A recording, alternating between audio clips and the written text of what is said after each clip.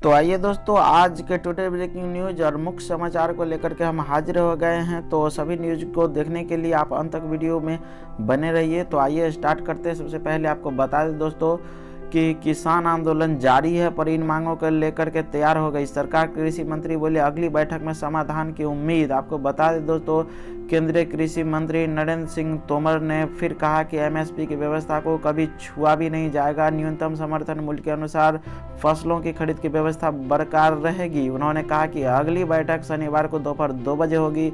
ये उम्मीद भी जताई गई कि उस बैठक में मामला निर्णायक स्तर पर पहुंचेगा और कोई समाधान निकलेगा। साथ ही आपको बता दें दोस्तों, नए कृषि कानून के विरोध में आंदोलन कर रहे किसानों को मनाने के लिए सरकार की ओर से लगातार कोशिश जारी है। गुरुवार को किसान संगठनों से जुड़े नेताओं और सरकार के बीच एक और दौर की वार्ता हुई।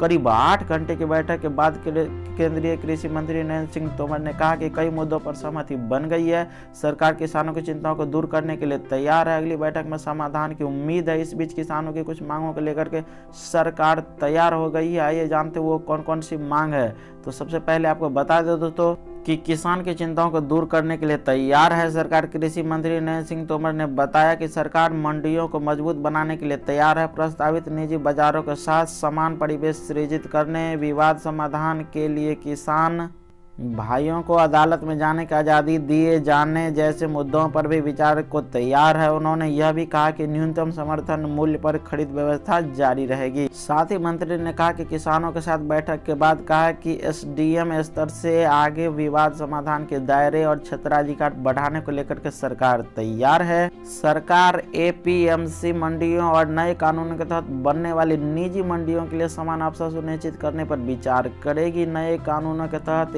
एपीएमसी मंडियों के बाहर काम कर रहे कारोबारियों के पंजीकरण के लिए भी प्रावधान करने को सरकार तैयार है। नए कानूनों के कारण मंडियों को कमजोर करने के संदर्भ में किसानों की चिंता पर विचार करने को सरकार तैयार है। इसके साथ ही मंत्री बोले कि एमएसपी को नहीं छूने जा रही सरकार। आपको बता दें दोस्तों, केंद्रीय मंत्री कृषि मंत्री ने एक बार फिर कहा कि न्यूनतम समर्थन मूल्य की व्यवस्था को कभी छुआ भी नहीं जाएगा। न्यूनतम समर्थन मूल्य के अनुसार फसलों की खरीद की व्यवस्था बरकरार रहेगी। तोमर ने यह भी कहा कि अगली बैठक शनिवार को दोपहर 2 बजे होगी। उम्मीद जताई गई कि उस बैठक में मामला निर्णायक स्तर पर पहुंचेगा और कोई समाधान होगा। उन्होंने किसान संगठनों से ठंड के मौसम को ध्यान में रखते हुए अपना विरोध प्रदर्शन समाप्त करने की भी अपील की। उधर अमित शाह से मुलाकात के बाद बोले कैप्टन अमरिंदर, सरकार और किसानों के बीच वार्ता जारी, मेरे हाथ में कुछ नहीं। कृषि बिलों के खिलाफ किसानों का आंदोलन जारी है। आज पंजाब के मुख्यमंत्री कैप्टन अमरिंदर सिंह ने दिल्ली में केंद्रीय गृह मंत्री अमित शाह से मुलाकात की।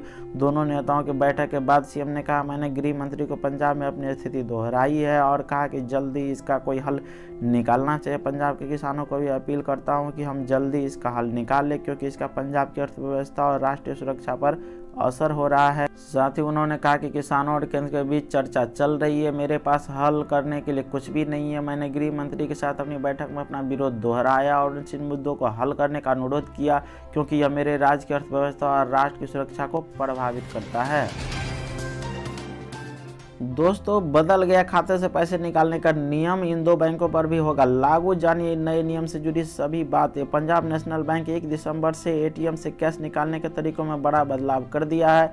आइए आपको बताते हैं बैंक के इस नए नियम के बारे में और आप कैसे पैसा निकाल सकते हैं। आपको बता दें दोस्तों, अगर आप भी पीएनबी ग्राहक है और बैंक एटीएम से पैसा निकालने जा रहे हैं तो जान लें कि अब आप बिना मोबाइल फ़ोन के पैसा नहीं निकाल पाएंगे। तो साथ में मोबाइल लेकर जाना जरूरी है। देश का दूसरा सबसे बड़ा सरकारी बैंक पंजाब नेशनल बैंक 1 दिसंबर से एटीएम से कैश निकालने के तरीकों में बड़ा बदलाव कर दिया है। आपको बैंक के इस नियम के बारे में डिटेल में बताते हैं। अब आप कैसे पैसा निकाल सकते हैं तो आपको बता दें दोस्तों, बैंक के ग्राहक अब एटीएम कार्ड के जरिए रात 8 बजे से सुबह 8 बजे तक 10,000 रुपये या इससे ज़्यादा राशि निकाल सकते हैं। तो ओटीपी डालना अनिवार्य हो जाएगा। यह ओटीपी ग्राहक के रजिस्टर्ड मोबाइल नंबर पर ही आएगा। यह नियम 1 दिसंबर से देश भर में लागू हो गया है। अगली खबर की बात करें तो एसबीआई का योनो ऐप हुआ बंद। बैंक ने ग्राहकों को दी ये सलाह। आपको बता दें दोस्तों, भारतीय स्टेट बैंक का मोबाइल बैंकिंग ऐप यानी कि योनो बंद हो गया है। बैंक ने अपने ट्विटर हैंडल से यह जानकारी दी है। बैंक ने कहा कि सिस्टम आई तकनीकी गड़बड़ी की वजह से सेवा बाधित हुई है। बैंक ने ग्राहकों से कहा कि वे योनो ऐप की जगह फिलहाल इंटरनेट बैंकिंग और योनो लाइट ऐप से बैंकिंग सेवा का लाभ ले सकते हैं।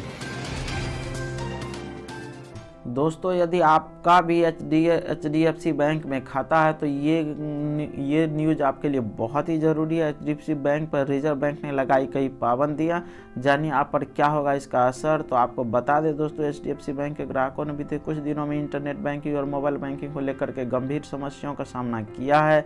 इसे लेकर RBI ने अब ये कड़ा कदम उठाया। आपको बता दिया जाए दोस्तों, HDFC बैंक के ग्राहकों के लिए ज़रूरी खबर है कि बीते काफ़ी समय से बैंक के ग्राहकों को डिजिटल कामकाज में आ रही दिक्कतों पर रिजर्व बैंक ने फटकार लगाई है। RBI ने बैंक को आदेश दिया है कि वो अपने प्रस्तावित डिजिटल प्रस्तावों पर काम करना रोक दे। नए क्रेडिट कार्ड जारी करने पर रोक। RBI ने HDFC बैंक पर नए क्रेडिट कार्ड जारी करने पर रोक लगा दी है। RBI ने बैंक से कहा है कि वो प्रोग्राम डिजिटल 2.0 के तहत डिजिटल बिजनेस एक्टिविटीज़ को रोक दे, साथ ही प्रस्तावित बिजनेस IT एप्लीकेशन को भी रोक दिया जाए।